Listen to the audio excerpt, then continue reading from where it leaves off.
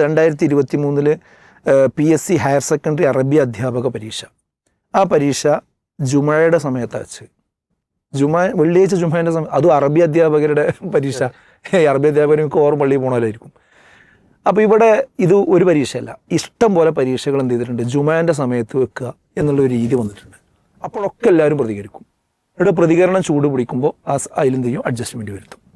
അപ്പോൾ ഇതൊരു ശീലമായിട്ട് ഇവിടെ എന്ത് ചെയ്തിട്ടുണ്ട്, പിന്നെ നടന്നു പോയിട്ടുണ്ട്.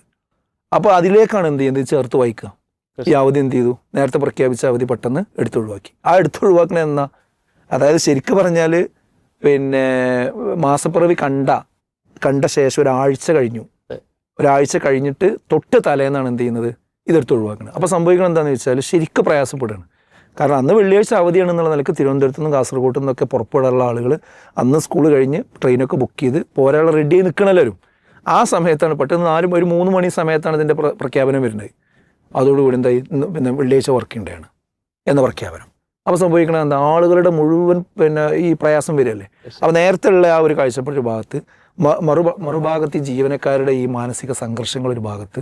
അപ്പോൾ ഇങ്ങനെ അനാവശ്യമായിട്ട് ഇങ്ങനെ ക്രൈസിസ് ഉണ്ടാക്കിയത് എന്തായിരുന്നാലും എന്തല്ല, ഒരു ശരിയായ നിലപാടല്ല. പിന്നെ മറ്റൊന്ന്, ഇതിങ്ങനെ വരുമ്പോൾ മുസ്ലിം സമുദായത്തെ സംബന്ധിച്ചൊരു പ്രശ്നമുണ്ട്.